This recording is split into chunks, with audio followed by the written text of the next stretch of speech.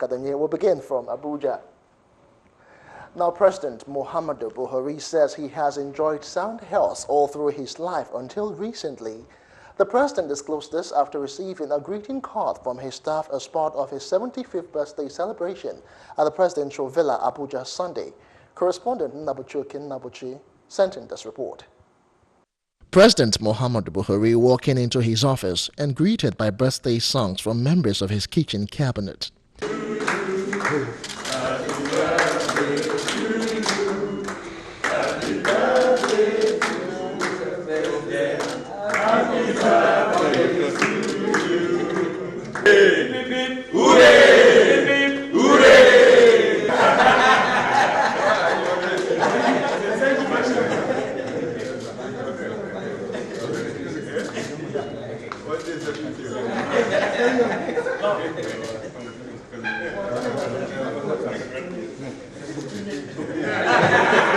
The officials had gathered to celebrate the healthy president who was formerly disturbed by ill health but was delivered by the Almighty Allah.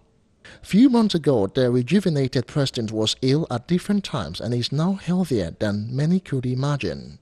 Receiving the congratulatory card from the officials, the president says he is appreciative of the sound health he enjoyed all through his life. He said the brief ceremony came to him as a surprise. I'm very pleased my staff and the family and my friends succeeded in surprising me today by bringing cards and coming to have photographs with me. I was not expecting it at all. I thought it's just like every Sunday in the week I will have a complete rest, but it has been crowded so far. The president cancelled the usual annual military parade that characterized his birthday and opted for a private celebration. Among officials present at the event are his Chief of Staff Abba Kyari, the Senior Special Assistant on Media Malam Shehu Garba, and the Permanent Secretary Office of the President Jalal Arabi, among others. The entire Galaxy Television family wishes the president many happy returns. Well, happy birthday to the president. Meanwhile, from Ekiti State, the governor, Ayodele Fayose, has joined other well-meaning Nigerians to congratulate President Muhammadu Buhari on his 75th birthday and prayed God to grant him more wisdom and understanding to run the nation's affairs. Governor Fayose, while addressing newsmen in Ado-Ekiti, the state capital, commended the president for his love and courage to rebuild Nigeria. This is to congratulate our President and Commander-in-Chief, President Muhammadu Buhari, on the occasion of your 75th birthday. We celebrate you, we wish you the best, and we pray that God will continue to grant you good health. Now, the chairman of the PDP Governors Forum, while commenting on the president's performance in office, urged him to continue to give his best and advised him not to seek re-election in 2019. Has not delivered on their promises. And that was why I said in my congratulatory message to the president that God will give him good health to deliver on his promises. And away from the birthday celebrations now, in other reports in this bulletin.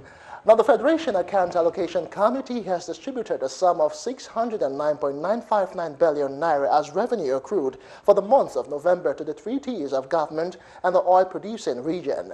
Given a breakdown of the amount distributed, the Accountant General of the Federation, Ahmed Idris, who represented the Minister of Finance, Kemi Adeosun, explained that the federal government got 248.227 billion naira, representing 52.68%. State government got 125.904 billion naira, representing 26.72%, and the local government got a sum of 97.067 billion naira, representing 20.60% of the total amount. Idris said the gross statutory revenue of 549.532 billion naira received for the month was higher than the previous month by 106.487 billion naira. Idris also gave insight to the reasons behind the withdrawal of $1 billion from the excess crude account for the fight against Boko Haram. The appropriate institution would have to give you that, namely the military and those that will utilize the money. I am not part of the military. I don't know the needs. I am not on the theater of war. They know where to apply this, and I think the question should be directed to the appropriate institution. Speaking on behalf of the state, Chairman Finance Commissioners Forum, Mahmoud Yunusa, assured that from the figures gotten for the month, salaries of workers will be paid before the Christmas celebration. All the same, all things being equal, I think we are okay. I think we should be able to pay salaries before Christmas. That is our focus now. We'll all be back to our respective states to ensure that workers are paid. Meanwhile, their $2.3 billion in the excess crude account has remained unchanged for over 4 months. The committee will discuss other developmental issues when it reconvenes next month. Well, moving on away from all of that, talking 2019 politics now. It is no longer news that the opposition People's Democratic Party, PDP, has new set of leaders who will attempt to pilot the affairs of the party from a past still haunted by the memories of the bitter defeat it suffered at the hands of the APC in the 2015 general polls. The emergence of former PDP National Vice Chairman Uche Secondus as new leader of the party was greeted with mixed feelings. This coming at the back of a purported unity list which surfaced at the venue of the PDP Elective National Convention. And with the unity list still sparking outrage in some quarters, a cross-section of civil society activists in Abuja are therefore divided on whether or not the party has heeded the bitter lessons from 2015, moving forward to 2019, the year for the next general elections.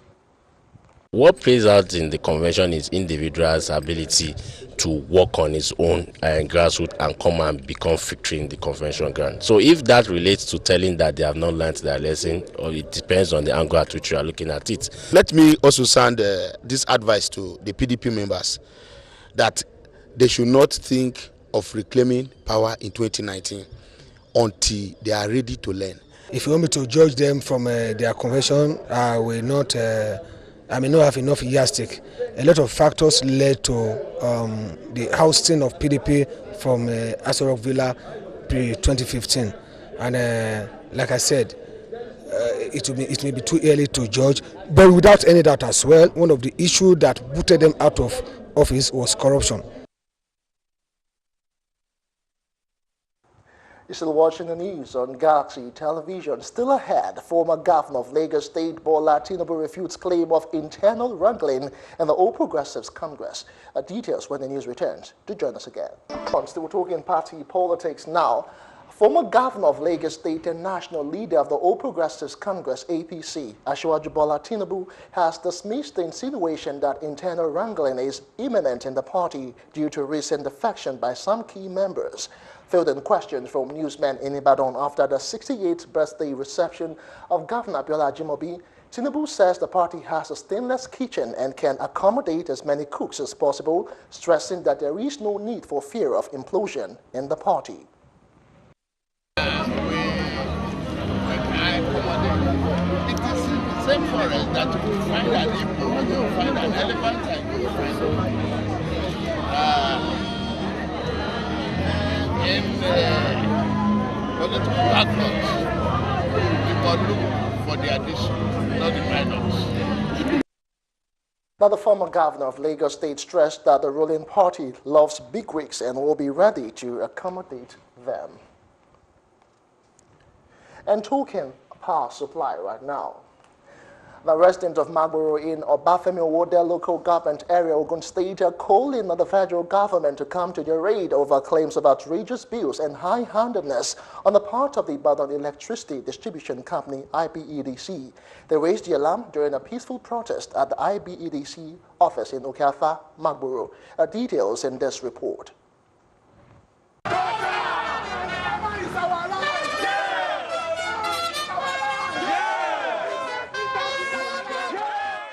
Magboro residents vehemently rallying through the street, venting out alleged unscrupulous activities of the IBEDC. Alas, they meet a brick wall as no official of the disco was on ground to receive them, despite their claims of having informed the IBEDC 48 hours before.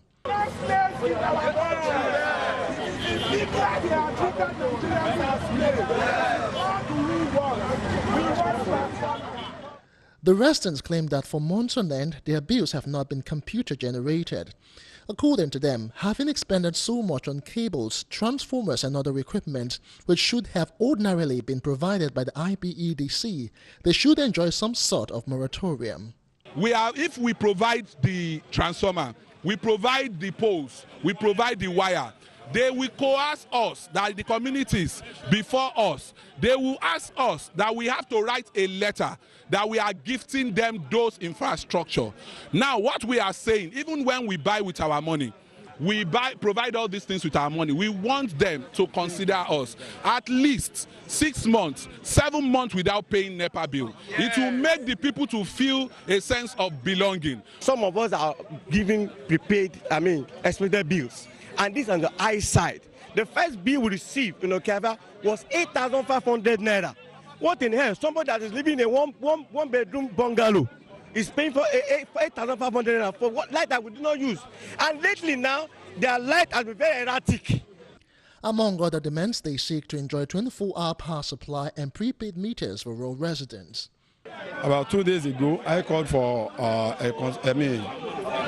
community stakeholder meeting with the IBEDC, but we have told them our minds, the agitation of our people, and which their representative at the meeting pledged that all of this will be done in a short period to us. But nevertheless, the protest, as we can see, is a peaceful one.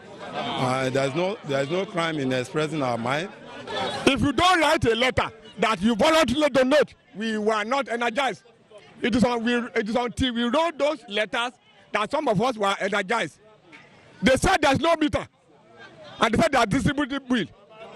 Responding through a statement, Regional Communication Officer, Ogun Region, Ayodeji Bada says 24 hours of electricity supply to all customers in the country cannot be achieved for now because the present generation is not adequate for the nation. Ayodeji Bada says the issue of cancellation of customers' accumulated outstanding debts cannot be done solely by the IBEDC, as the company is only a collection agent for a value chain comprising several stakeholders. Justin Akadonye, Galaxy TV News. Well, moving on now, we go straight now to Ekiti State. As the 2018 Ekiti governorship election draws near, all stakeholders have been challenged to prioritize the growth and development of Ekiti, devoid of political intrigues and sentiments. This was the unanimous conclusion of participants, which includes the State Governor Ayodele Fayose at the 4th Ekiti Future Agenda public talk, which focused on Ekiti future beyond politics, held in Ado-Ekiti, the state capital. Governor Fayose, who was represented by his deputy, Professor Kolakbo Lushola, said, in line with the cherished values of Ekiti people, his administration had been running numerous programs, especially in education and agriculture, that could engage everyone in the state intellectually, away from seeing politics as the only source of living. Other late speakers at the event, including veteran journalist Dari Babrinsa, Professor Femi Oloku Susi, and others gave insight on what could be done to take Ekiti away from the notion that politics is the major investment to economic growth, apart with development states in the federation. The qualities that you are looking for in private schools can also be obtained in what? In public schools. There must be no dichotomy. We must not say that this is a public-private school. The field should be open to all for healthy competition. To create wealth in Ekiti. How do you create wealth? You must acquire the knowledge to produce goods and services that you can market to other people who need some goods and services. Inclusive finance, affordable communication services, provision of power, and provision of potable drinking water. A few days ago, we were at Focuses, and it's now in a sorry stage. We must think about how to come home to invest in area of infrastructure, in area of agriculture, in area of hospitality, in area of tourism, in area of information technology. Staying in Ekiti State and talking crime right now. The Ekiti State Police Command says it has dismissed a policeman who shot a commercial driver dead at Oye, Ekiti on Tuesday. A public relations officer of the police in the state, Alberto Adeyemi, gave the information while speaking with newsmen in Ado Ekiti. Adeyemi told reporters that the action of the trigger-happy policeman contravened the ethics of the profession. The PPRO, who also spoke on the recent accident at the Ayetoro area, said the police did not shield the person who drove the car that killed the two persons. He appealed to the residents of the town not to take laws into their hands. Well, still on crime matters, we go on to Ogun State. Now, the Commissioner of Police in Ogun State, Ilyasu Ahmed, has commended residents of the state and the Police Community Relations Committee, PCRC, for enhancing mutual relationship that led to crime bursting in the state in the last few months. Ilyasu made this known in Abeokuta, the state capital, while speaking on the significant roles of people's policing in crime fighting. He said the level and quality information being provided by the people to policemen in his command has assisted them in crime fighting.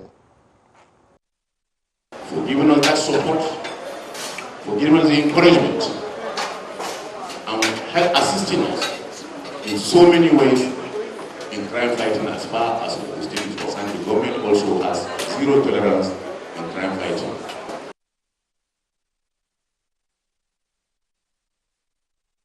While presenting awards to selected policemen, Broadcast Journalists Association, and the officer in charge of Special Anti-Robbery Squad in the state, the chairman of PCRC in the state, Ibrahim Olaniyan, assured the police of his continuous support.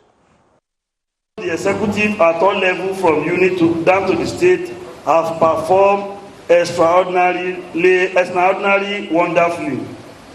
I want to charge you not to rest on your oars, but to contribute more so that the state will continue to maintain our status as the leading PCRC in the country. You're watching Galaxy News. Still to come, Sea Travelers won Boni Bodo Road completed on time. Details shortly. Stay with us.